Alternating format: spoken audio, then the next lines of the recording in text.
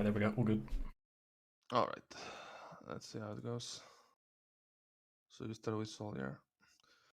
I had no time to. Sadly, I had no time to watch them. So what I'm going to do is just watch a bit, Oh, that's fine.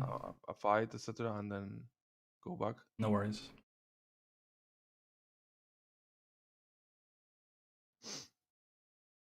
All right.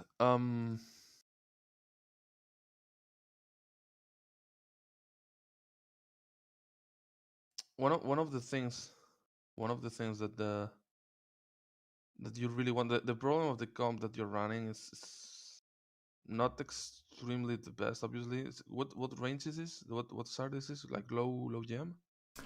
Yeah, more or less low GM. Yeah. All right. So one of the things that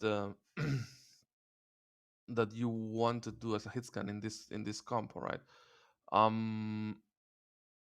Basically, you are an anchor point.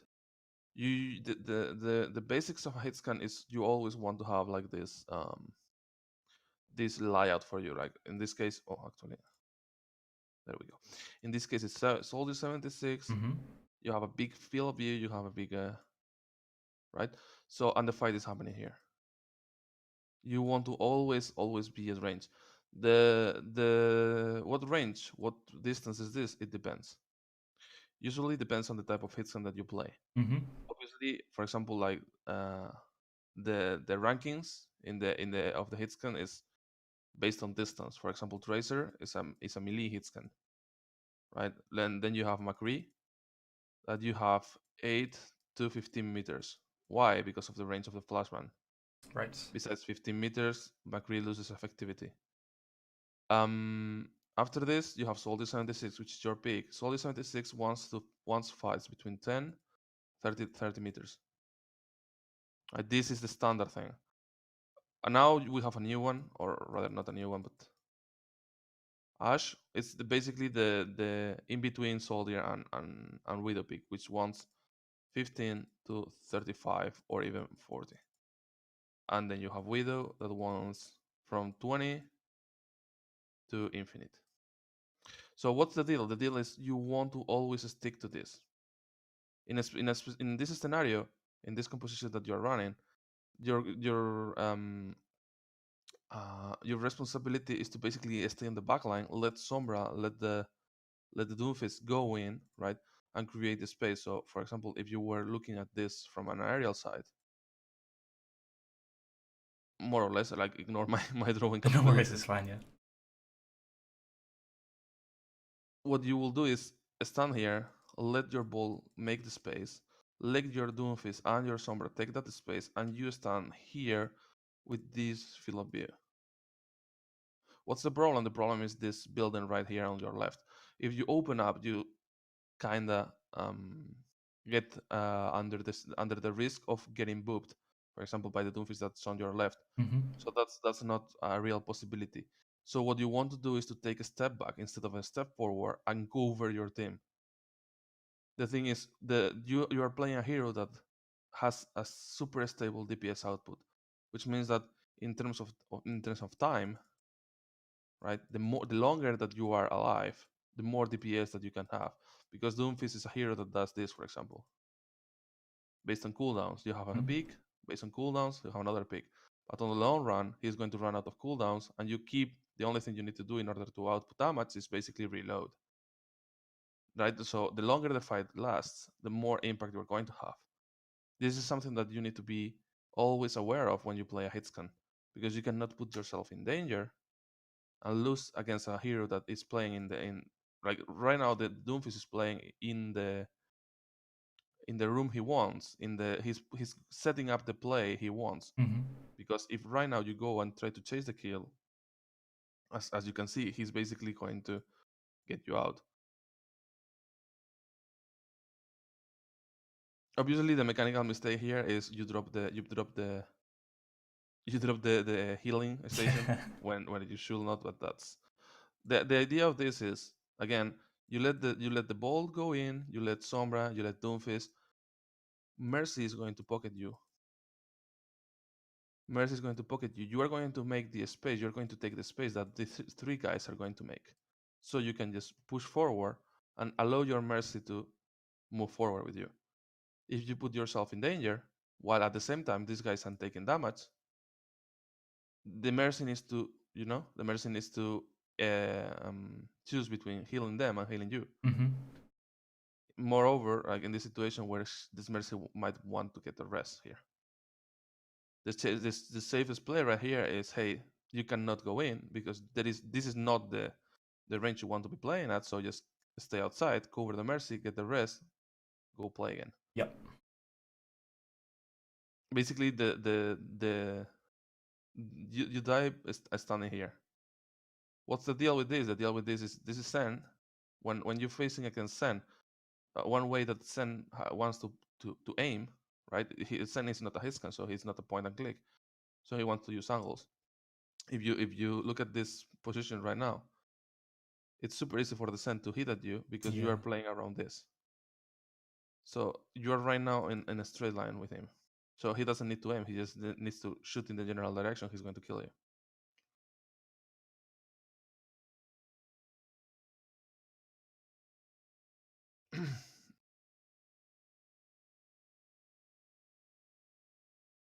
Also, before you make any kind of move, and this is extremely important, you need to have an idea of what comp they are running. Instead of before, like, you need to be like, hey, play passive until this is something that is really important. You get out of the spawn, you don't know exactly what's here, but for you this is a massive question mark. Mm-hmm. So you want to treat this with respect. In the King of the Hill, map is symmetrical. This means that half of the map is yours, half of the map is the enemy team. What you want to do is to, hey, I'm going to play passive here. I want to see what you have as a hitscan, obviously, as a hitscan. Mm-hmm. Say, hey, I'm going to just take safe rotation to, for example, take this high ground and keep doing constant damage all the time. So Right now, yeah. Oh, sorry.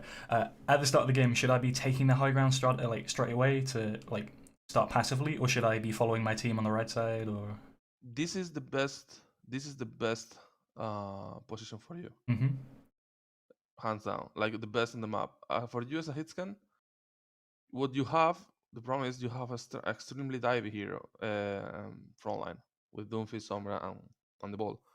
So you can go with them, but if you go with them, you cannot dive with them, which is something that you try to do. I mean, it's not dive, but you stepped into dangerous field, right? But you want to just support them with damage from afar. Yep. It's basically, it's way more important that you allow the Mercy to come back. For example, the ball is committing, Sombra is committing, Doomfist is committing, Mercy is healing. Mercy gets targeted, and you have a Soldier 76 that she can fly to. Right. You're basically letting her, hey, go heal them, and whenever you get in trouble, you can fly to me. Like you said, the anchor, sort of prospect. Exactly. Yeah, I get that. Exactly. That is going to be way more impactful than you basically trying to go man mode and try to get kills. Right. Because that's the team play, right? That's the team play. Understanding the healer, understanding how the heal works in your team is extremely important.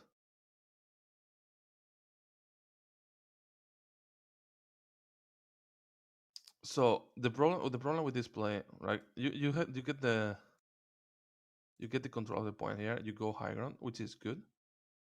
This is the best position that you can have.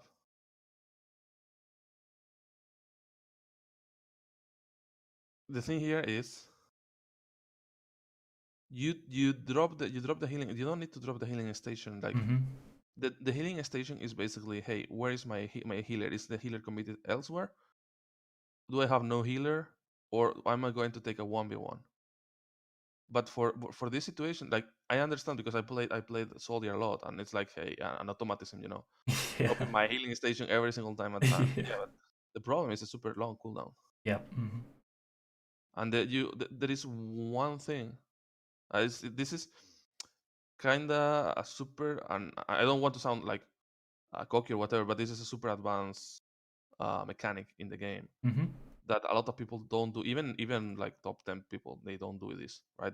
I'm speaking about tier 2, tier 1 management, cooldown management. The idea of a cooldown It's basically whenever you see the enemy come, hey, this come, right? X, whatever. I have this cooldown. In what situation am I going to need this cooldown? Sure. Right? If I drop this cooldown, whenever you drop this cooldown in this, because there is one thing that you cannot do, which is foresee what is going to happen. You can read a play, but you cannot foresee what's going to happen. Right now, imagine that the fight is going to last 30 seconds. And you say, hey, I took chip damage here, so I'm going to drop my biotic field here. This is a 15-second cooldown. 15-second cooldown, this cooldown is going to last more or less this. Why? Because I took 30 damage or 40 damage. This Doomfist that is going to engage me here in this timeline, I have no biotic field for this. Mm-hmm. What's the consequence of this?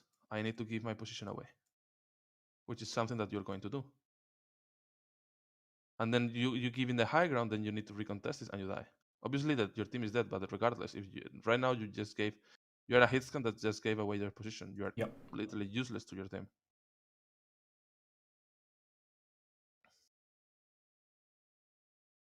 Instead of going backwards, there is one. Let's say how do I put it? I'm a guy that I really like to draw charts, right? That's fine, no worries. So this is the red is going to be you, and let's say the purple is going to be him, right? Sure. So this is distance, right? And this is chances of winning the 1v1. So this is you, the less distance, and this is him. Yep. So what you are doing right now is extremely bad. Why? Because you are in this position when you have the distance and he's closing it, but you're pressing S instead of pressing W. He just invested a cooldown in order to close the space, close the gap. This is when you abuse him. Because if you go away, then he's going to recover his cooldown. And then it's when you have trouble. Right? Realize that you go away. Instead of, hey, keep picking, he's going to do this movement. He's not even, by the way, save your helix. All right, save your helix to throw it here. Mm-hmm. What is he going to do? He's doing this. He's going to do this movement. If you are like close to the edge and shooting him, this is going to be half HP. Without the helix, if you hit the helix, you might kill him. Mm-hmm. But instead of that, you are already afraid. Why? Because you have no cooldown. Because you have no biotic field. So you give this space. Right now, you are switching a high ground position with a position that has 1, 2, 3, 4. Like there is no field of view here. You can shoot only here, and the enemy is behind every single piece of wall that's in the point. So your damage output is super low. Look at this. This is basically what I mean. This is his 1 HP. Mm-hmm. This means that, hey, you can take this, but not now. Right now it's already too late. Right now it's already too late. What's your responsibility here? If you are in the high ground and if you keep the high ground, let's say, hey, you keep the Doomfist, you kill the Doomfist here, you are a constant threat to these guys. Right. They need to push this under your constant DPS. This is what I mean when, hey, time. The longer the time, the more chances of winning. Why? Because your DPS is constant. And you have the high ground potential, the high ground position, which means that they need to kill every single piece of your team before killing you. Which means that every single kill is going to feel like 2v1 because you are supporting that guy. Mm-hmm. Right? But since you give away the position, the moment you go high ground, look, they already covered all the space. Yep. Which means that you cannot lift this anymore.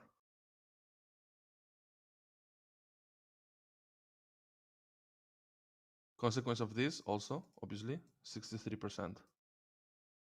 63% in already. I mean, let me say if you 122. So this is 82 seconds. If I missed it, no, it's 82 seconds. 82 seconds with 1 death, you only have 63%, which will be, this will be almost like 80 to 90. It should be. If you win that fight, it should be a Visor.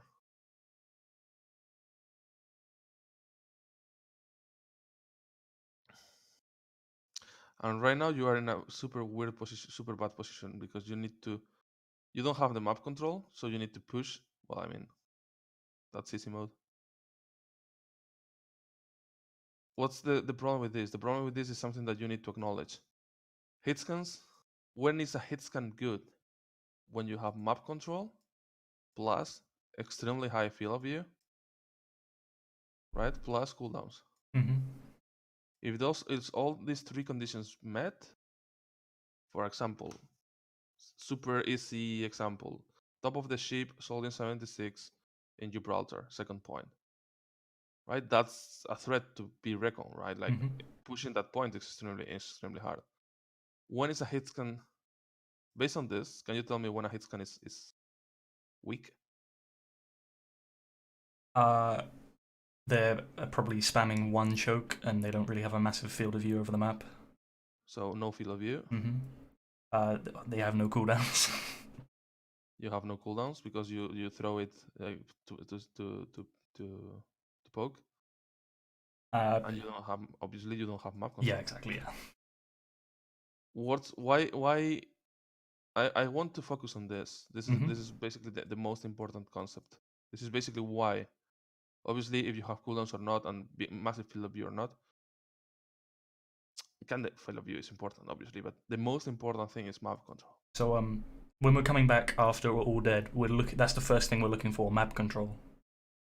As a hitscan, I mean, you want to win the fight. You want to win the fight because winning the fight obviously is going to bring you the map control. Yeah. But when you come back from the spawn and you don't have map control, and this is why the hitscan is super weak. The enemy flanker can start here and engage on you like this without any kind of ability usage. What's the difference between the Doomfist and here? Why do you die here, and why can you were able to kill the Doomfist or almost kill him when you had the map control? Because you were able to poke him, you were able to see him, you were able to react to his movements. Right now you have no reaction. You had to use like movement abilities to get to me as well in the first place. Exactly. And this is why hitscans are really bad, because the worst friend that a hitscan has in the game is corners. Because corners break your line of sight. You never know what's on the other side of the corner.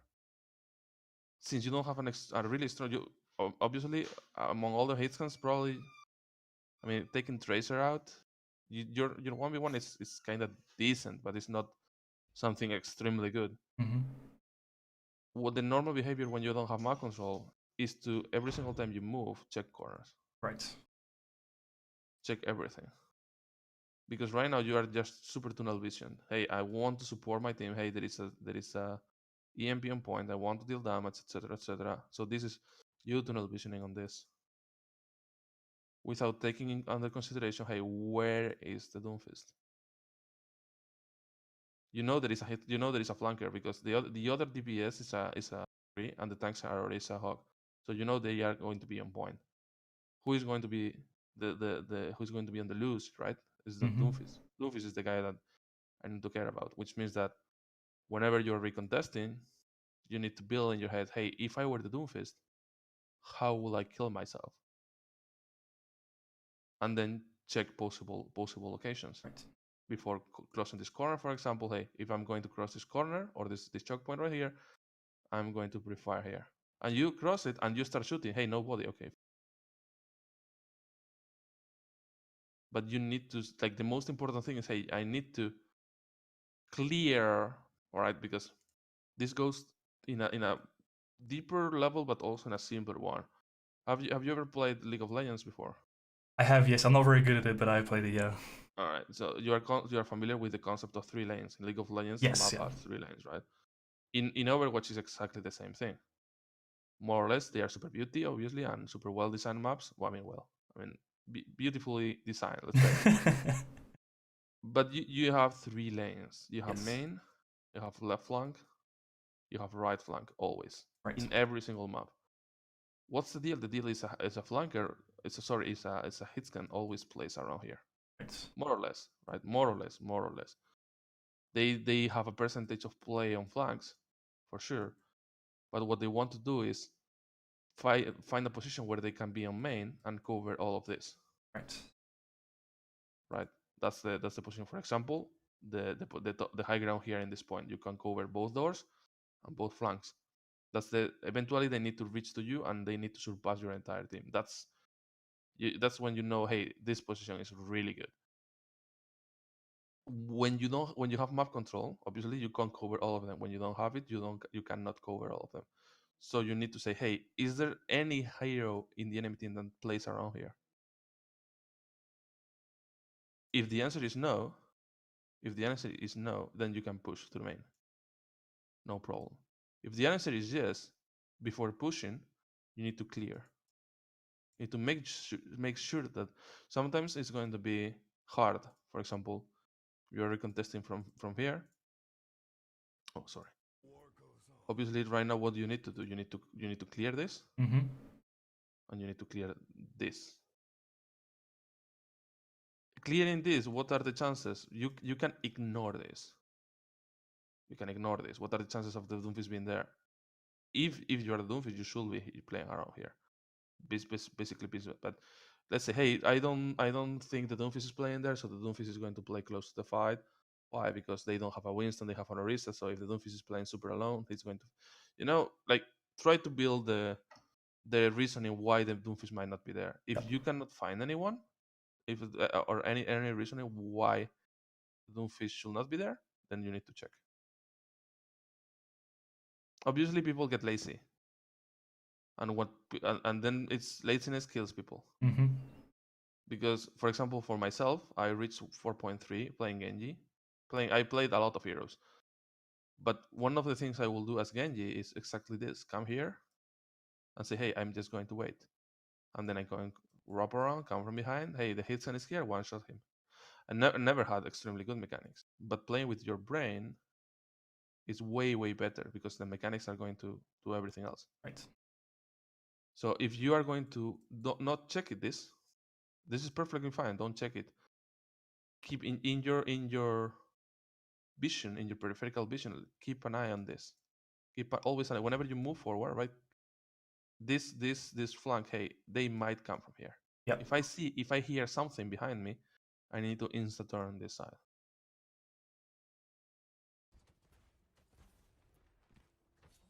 And now the other one is the one that this needs to be checked. Mm-hmm. Right now the Doomfist, I don't know where the Doomfist was, but I can bet that he's in these little gardens. Yeah. In these little stairs behind it. Whenever he hears you shooting, and this is something that for example you play Genji a lot. This is something that you can learn to. You don't need to do any kind of sound. Like in fact, in this game, the power of not shooting as a flanker is extremely important. Mm-hmm. So you are waiting. You don't have any direct LOS, but wait, I saw the soldier shooting. I know that if he's shooting at something. So he's shooting at the point. So I'm going to come from behind. I'm going to pick. He's not going to see me. Then I'm not going to see, hey, he's alone. So I'm going to engage. And that's it. That's how he kills you. How do you avoid this? You need to keep in mind. You might not be able to, but I guarantee that if you keep in mind, hey, the Doomfist might come for me, you will have a chance. Right.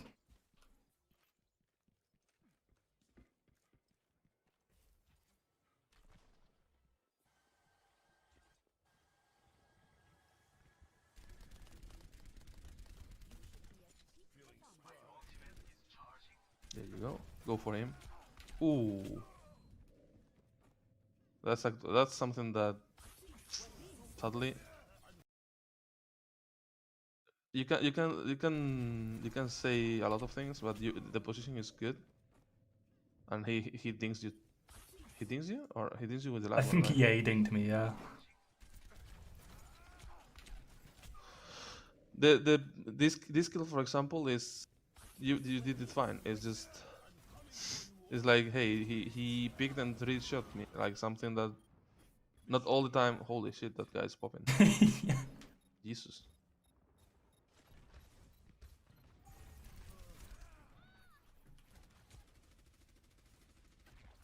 All right. Well, that's an optimistic guy right there. By the way, if the Doomfist fails fails the slam, like this, whenever to understand Doomfist behavior is, you always want one combo to go out. What's the combo? The combo is fist, right? Super easy, or uppercut plus slam. So you go in using this, and you go out using this, or you go out using this, and you go in using this, right? If you see him using this, which is fist slam, and missing, you kill him. Don't be afraid.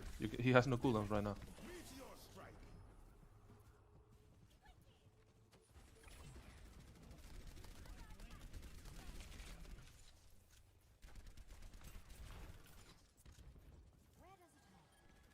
I'm gonna wait for you.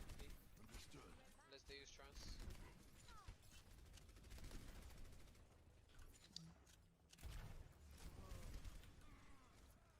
Using my healing field again. Yeah, but the thing here is you're super afraid of the Doomfist. You don't want to die again. That you're basically doing nothing. Like you're running from one side to another while your team is dying. Which is probably like the problem here is most likely the pick. Soldier is not a good pick here. Because I mean, it's a good pick with map control. You lost map control. You should be switching right now. Right.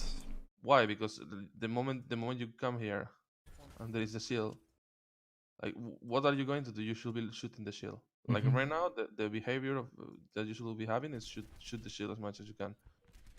Since it's solo queue, what you should be doing in solo queue? Try to kill the Doomfist. Ready? Can you go? There are two things that you can do.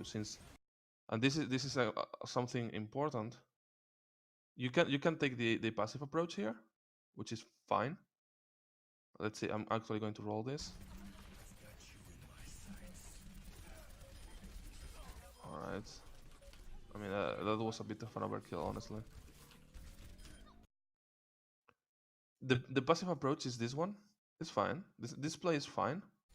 If you want to be impactful, let's say that, hey, you know that there is no EMP or there is no blade. You know you're the only one that has the ultimate up, so you need to make a play. Is go back to the 3 lanes.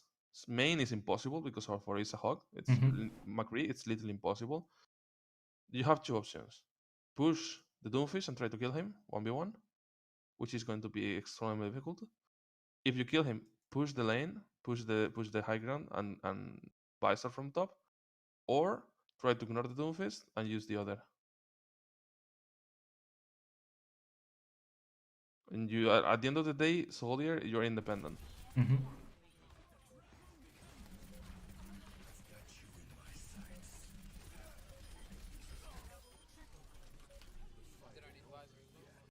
The moment one of the things that you need to also do is you see the blade.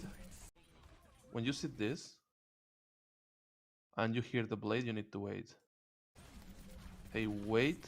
When no supports are available, this is one already.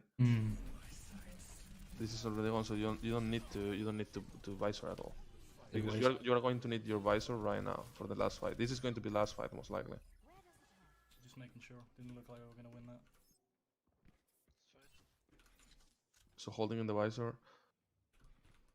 If they use trance, try kite it, okay? Now, learn from your mistakes. Learn from your previous death. You might get pushed by Doomfist and McCree here alone. I mean, right now you have cover here, so it's good. You know, right now you have the 3 lanes cover, so you have cover here, so you can focus here. If you don't have this is a question mark. You need to respect this. If you don't have this, again, this is a question mark. You need to respect this. So the longer or the harder your lanes are covered, the aggro you can play on main. And the lighter your lanes are covered, the more passive you need to play.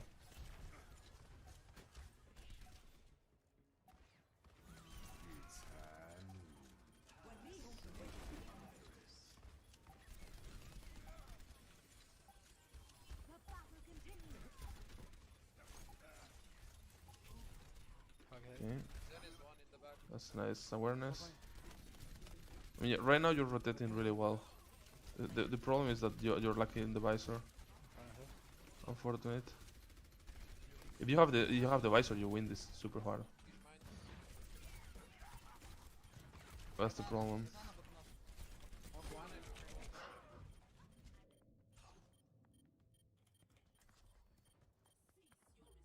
Make sense?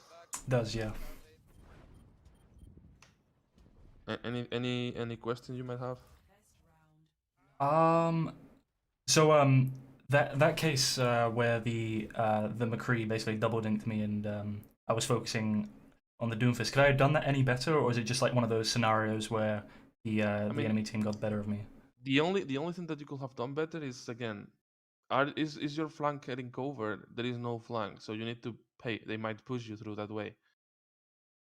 That's the only you need to respect it and maybe play a bit passive. Mm-hmm. But I mean, he hit everything.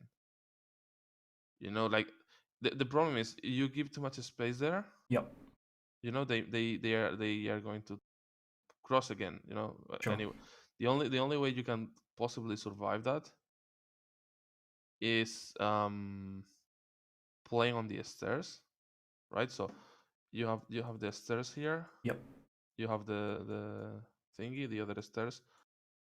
So you play here, so you cover directly this, but you're giving away main, so that's a no.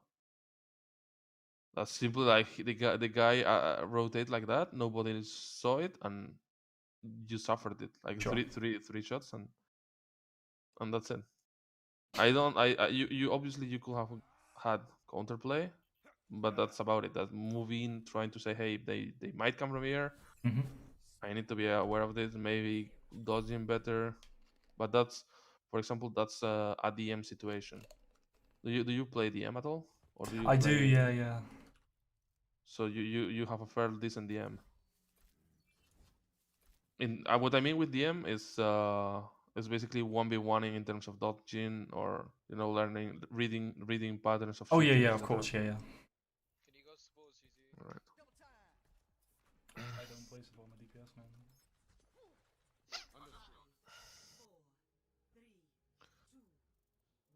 So what are you going to play here? I pick Genji, yeah. Is this Genji your main? Yes, it's the most played, yeah. Okay.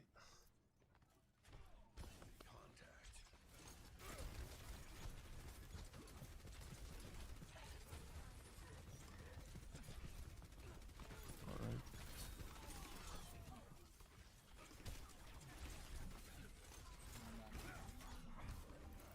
Okay, I'm going to give you. I always like, this is not extremely bad. The problem is you're playing a lot in front of them. Even on this side, you are basically playing in front of them because you know exactly what do you think is the best counter to Orisa in terms of movement around the map. Well, she uses her shield like straight in front of her, so if you can get behind her, it's a better angle of damage. With Soldier, can you do that? It's going to be risky, right? But Yeah, with yeah. Genji? With Genji, you can. Yeah, with Genji it's a lot easier. Yeah. With Genji, it's a lot easier. So the thing is, I'm going to give you an alternate play. Sure. Alternate play. Instead of shooting here, again, shooting, revealing yourself, you are an assassin, so you need to assassinate people. You come from here. You can climb here, shoot at this guy, fine. Whenever you see the Orisa here, you instantly go left and you drop behind. You drop behind and you go main and you come from this door from behind. Right. Which is you're going to face Diana most likely. And Diana, then you can poke Diana. If Diana nades forward or tries to nade herself. No, but you don't get into this mess. what you want to do is to come from here and say, hey, can I one-shot Diana? And then you, for example, you right click, and dash into your team. Do you kill Diana? Yes, super fine. You can re-engage. You don't kill Diana, you you get cooldowns back, you heal up, and you try again. Right. Do you understand what I mean? Yes, I do. Yeah. So basically, like taking a better angle of damage as the Basically, assassin. Yeah. using the concept again, the concept of 3 lanes is super basic in Overwatch. Orisa is going to take one always. It doesn't matter which one. He's going to take one because it's a bunker comp. The counter to Orisa in macro plays is to wrap around. She gives away a lot of map control in exchange of high firepower. So what's the counter to this? The counter to this is crossfire. The counter to this is to take the amount of map she doesn't want to take and use it against her. Right. In how will you dive this, or how will you play against this in that, for example, contenders environment? The Genji will do exactly this. The Tracer should be playing here, or the Sombra should be playing like right, one flanker, another flanker, right, leaving on the flanks. The Winston will be getting closer without using the jump, and using the D.Va to cover himself, and basically surround this and do what is called a start-based display, which means that 1, 2, 3, 4, 5, and you even 6. I've seen teams do 6. So it will be Ana, Lucio, D.Va, Winston, Genji, Tracer. Right. And then burst. And that's basically how you counter this. Super hard. With the same concept is mine. Obviously, you are not playing in contenders level, or you're not playing even in a team environment. You're playing solo queue. So you need to do the same thing, but on your own. Which is go back, wrap around, because if they have 6 guys shooting at the shield, or 5 guys shooting at the shield is going to get maximum value. But if the shield breaks and they need to go back, there is a Genji here. Bloodthirsty Genji that is going to, deal a lot of damage. By doing this, obviously you focus on Diana a lot, and you try to kill her.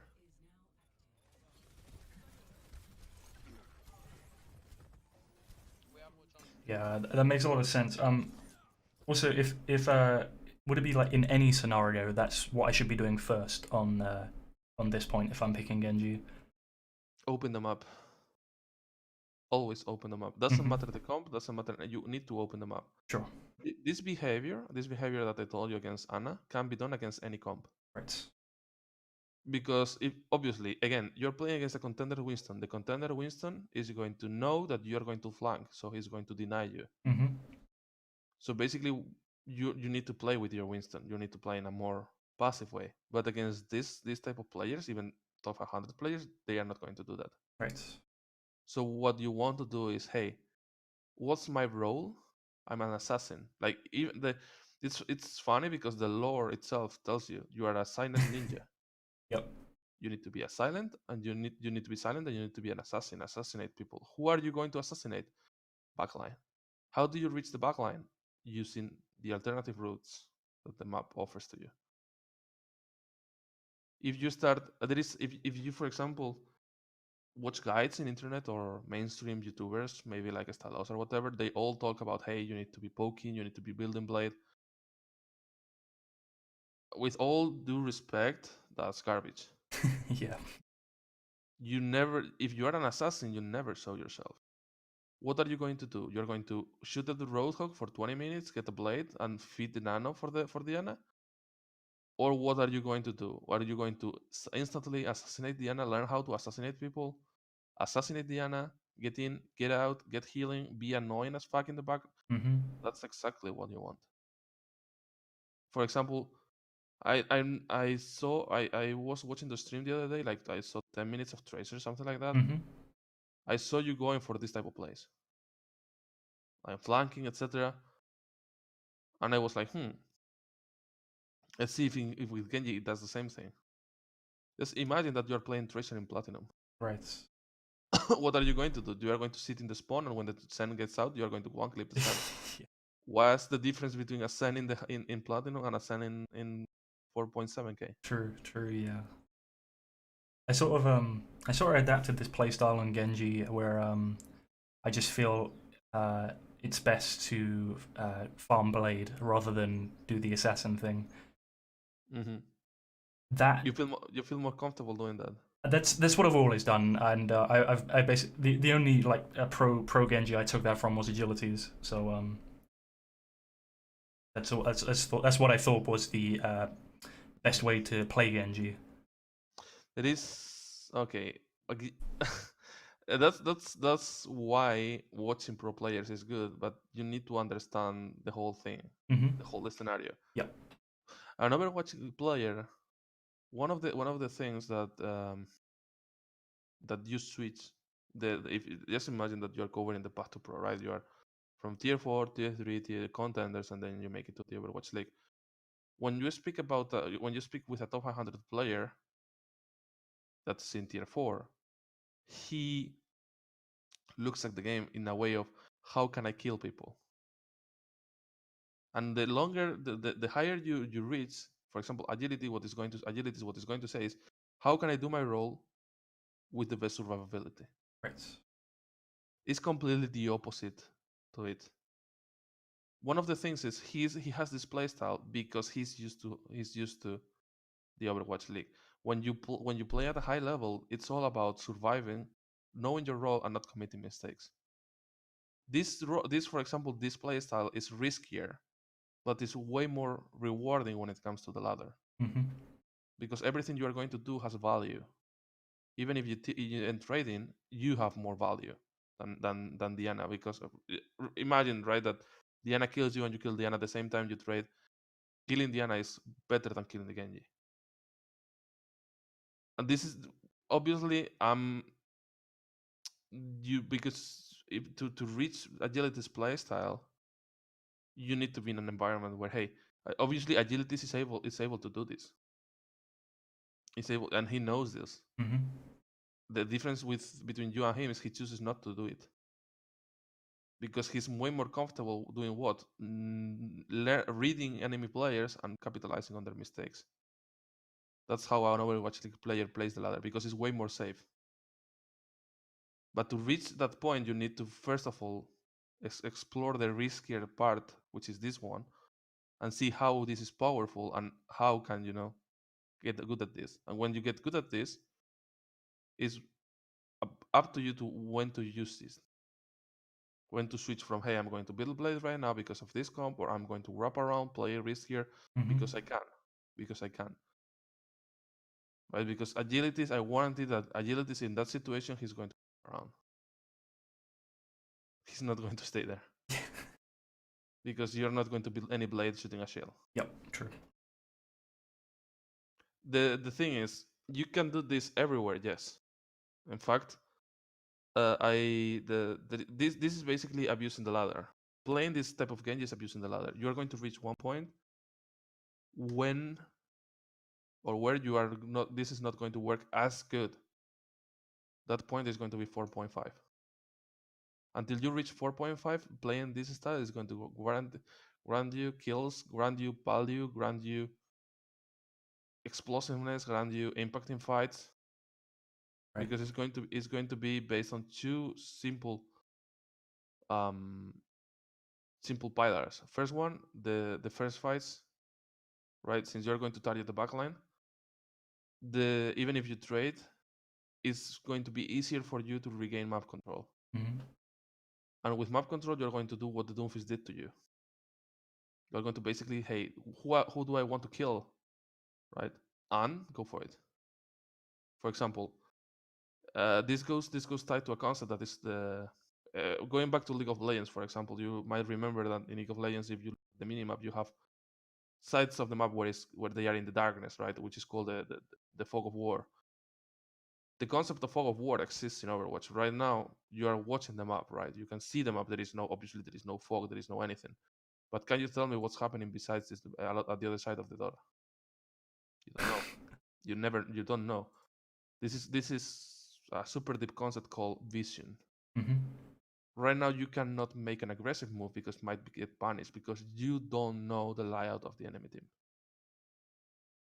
It goes exactly to what the Doomfist did to you. If right now you are in the control of the map, this Ana is, for example, is the enemy Ana, is playing alone here, and you are on this side of the wall, crouching here, using, for example, the sitting emote and using the third person view, you will see, hey, the Ana is alone here. What are you going to do? You're going to wrap around, come from behind, assassinate her. You see what I'm getting, right? I do, yeah. Just to add on that, so at the very start of the fight, going to flank on the Ana at that point in time is in the fog of war, and I'm going into it. You are no at the other on vice versa. You are on the fog of war because you are the one that has map control. Right. Oh, I see. Yes. Right. Yeah. She's the one that doesn't know. Hey, what's behind this wall? This is what I said about the soldier. Hey, because Ana is like a hitscan. You need to get out. Hey, if there is someone behind that door, you never know. Like it goes deeper than, hey, is something behind this car? Because if there is a tracer sitting right here, you don't know. But how many tracers have killed you from doing that? No one. So you never consider that variable, right? But for example, in do you remember the Legion Gardens map? Right, so you have this. For example, this is a tactic that we use in Orgles and Hungary in Contenders Europe. This is the spawn, right? So you have this rampart. You have top. You know that there is a room here, right? Yep. With one door. There is a dildo here. There is another room here, more or less, right? Like there are rocks here, and then you have the arch, right? With the big. Actually, there is a small door here. So this is basically the layer, right? We were attacking to this side, like this. We were playing Genji Sombra Dive, and the layout we will do is to place Sombra here. No, actually, sorry, ignore this. Sombra here, Genji in this room, Winston in the behind the door, Diva in the middle, scouting, Ana and Lucia behind the rock. Right. So what was our plan of action? Dive them here. How many times have you checked this room in your life? Right? How many times have you checked if there is a Sombra right next to your spawn? Yeah, no. Never. I mean, maybe once. Yeah. You never. What's the deal? The deal is, have someone ever punished you from not doing that? Never. We did this in scrims, and we were farming people because people get too lazy. Obviously, hey, you do this once, they are going to learn, they are going to check their room, but then you move the Genji. Again, concept of the fog of war division. If you keep moving the Genji like chess, right? Like figures of chess, they never know. At the end of the day, they need to go to the point. It reached a point. I remember one scrim where the enemy team regrouped here, and it took them 35 seconds to cover this distance because they were checking everything. And when they crossed the door, we dove them here and we killed them. The concept of this is basically applied to your Genji. If you're going to, for example, start in defense, you need to take a super forward position. Why? Because the only thing you need to do is to drop on the healer. When both teams engage, drop on the healer and kill them. And you're starting the fight in a 1v1, for example, you versus 10, 1v1 that you are going to win. And then your team is whatever doing a 5v5. Since you're going to win this, you are going to rejoin this and you're going to make this 6v5. Where are you coming from? From behind. So you are pincering.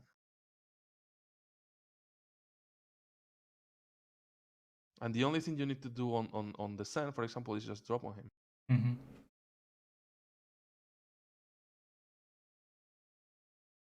Instead of shooting the barrier, instead of, for example, shooting the Orisa, keep opening them up. Keep, you know? Because the more in front of them you play, the more poke you're going to receive. Mm-hmm. And the shield's, yeah, shield's doing its job, and yeah. Exactly. And they have a McCree.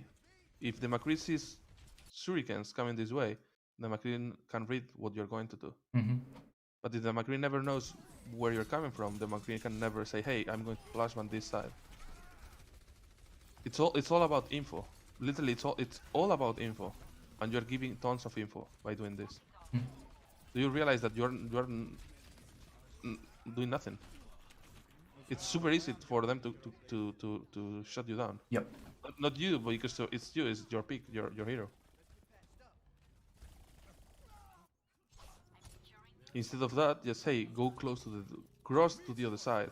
Right now you're in the open, cross to the other side, cross with through the cars, dash through it, open them up, and then hey, come from behind. Mm-hmm. Because I warranty, even if you are behind, like for example Dildo, and you start shooting at them, poking at them, it's completely different situation. Because then shield has no value. Your team is in front, but you are behind. So again, crossfire. But right now you are spending like this whole point. What you're doing is running from people and trying to build blade. What's the deal also? If you try to poke, etc., you're going to always be predictable. If you play like this, like an assassin, you're going to eventually build more blade. Why? Because you're going to keep killing people. Yep. And the more people you kill, the more fights you win. The more fights you win, the more cleanups you are going to face. And in the cleanups is when you build the blade. The fight is over, but you're going to kill still 4 guys. That's when you build the blade.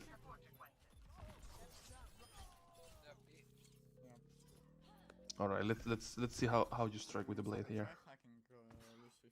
Can you give me 1 second real quick? Of course, no worries, yeah. Let me stop this. Be right back. No worries.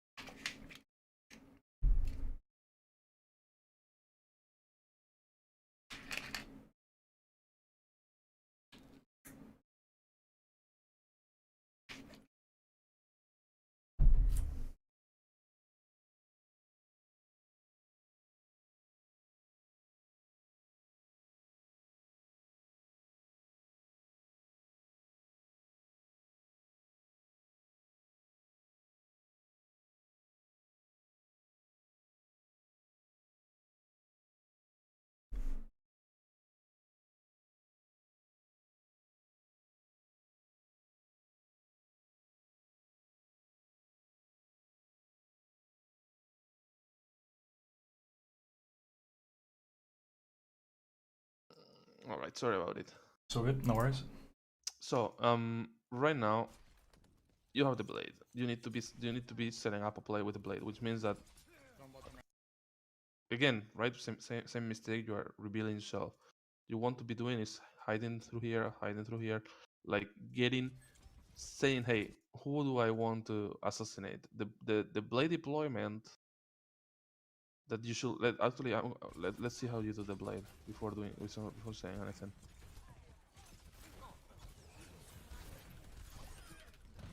Alright, so you're not going to use it. Okay. That's actually a decent play. Oh, that's a right click. A nice right click. Okay, alright. But it was a decent play. Let's see. Let's go a bit forward. There we go.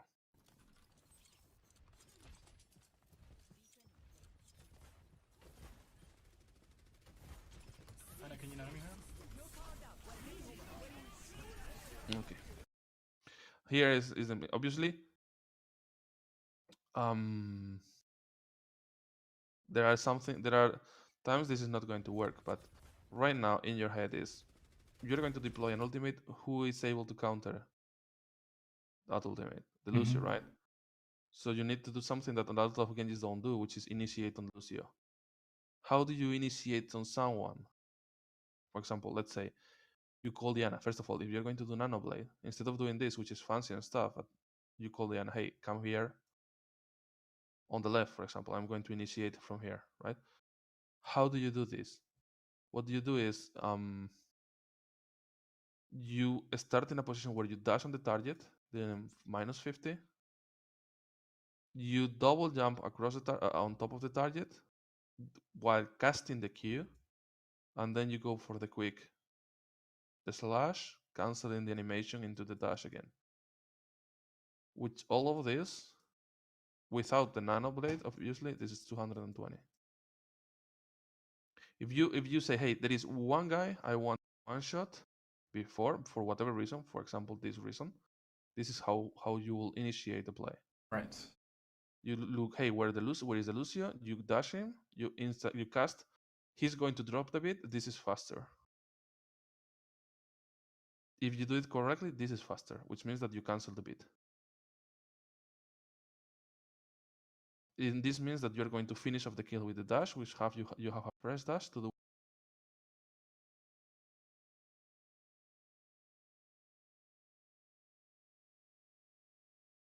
I'm going to, after this, I'm going to send you, well, actually, since it's 8, I mean, we can finish this round. Sure. Even though the blade has value, right? This time has value, but what you want to prevent is them using the bit, basically. Yep. We've still EMP. So just to go over that again quickly.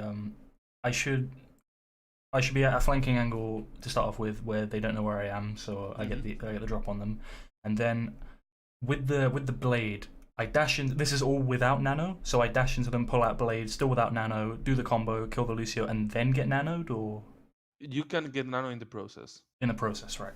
But what you don't want to do is, I mean, what you really want to do is to secure the kill.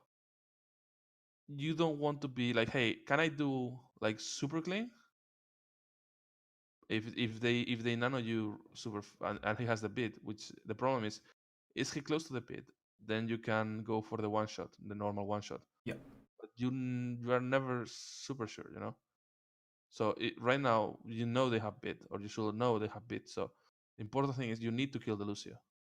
If you overcommit or deal way more damage than you should, it's not a problem as long as you cancel the bit. Right? Something that you can do is, hey, dash in, and then when you cast the blade, get nanoed. So because if you get nanoed from the beginning, he's going to bit. Yep. He's going to bit. But if you get nanoed in the animation of the blade, he might. But you still need to finish off the kill with the dash. Because the blade is going to be 180, right? Mm-hmm. With the nano, you might be able to get the slash. You might, if you do it quickly, yeah, you might be able to get only the slash.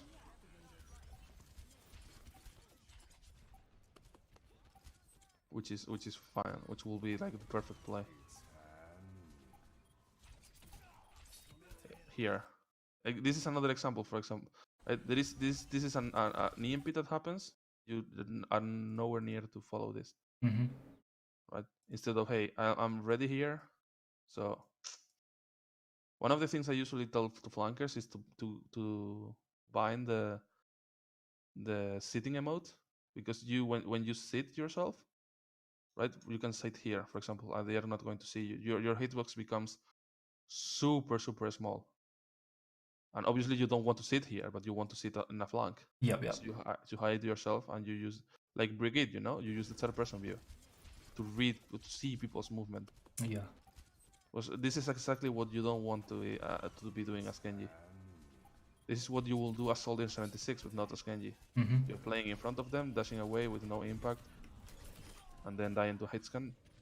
which this Hitscan should be the one that you should be one-shotting, for example. Nano-1. I'm almost back. Move on. All right. To finish things off, I mean, do you win this? This round we win. The next round all goes wrong. All right. I mean, I have to. I will continue, but it's just I have.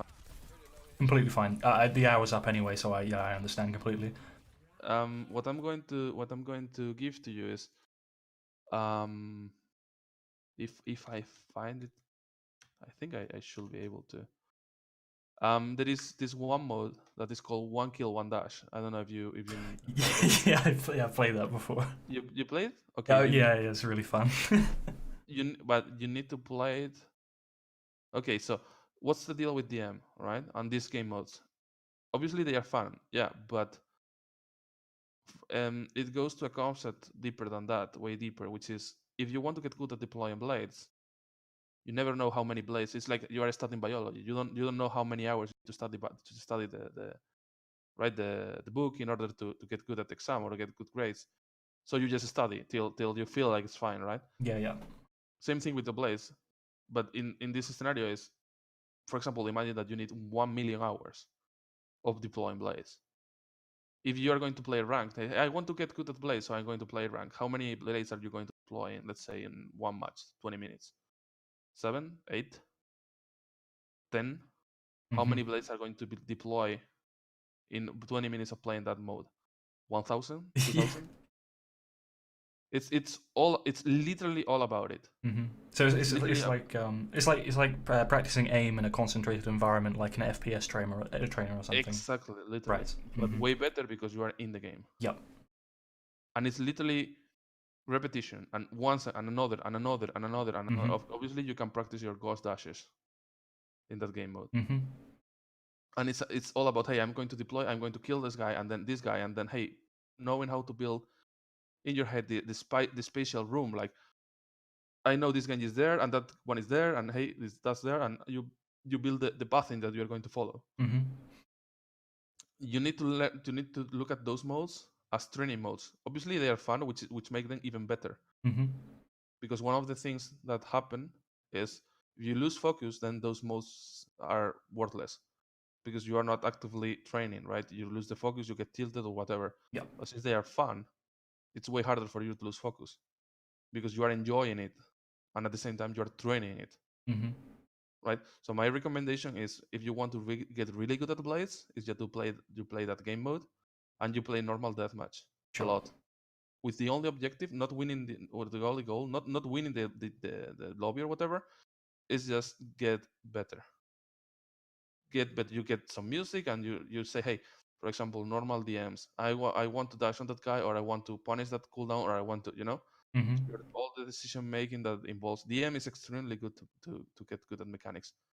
Literally is the best mode. After that, after those one, obviously, Kovacs or aim trainers or whatever. But the best one, the literally best one, is DMs. All right, mate. That's good. Thank you very much. No problem. I learned a lot. Make sure you tell me on DMs. All right, like, hey, it's working, it's not working. Sure, will do. All right, then have a good night, and hopefully see you soon. Thank you, man. Thank you again. Thank you for everything. It's been really, really helpful. All right, really good. All right, have a good evening. See you. Bye bye. See ya.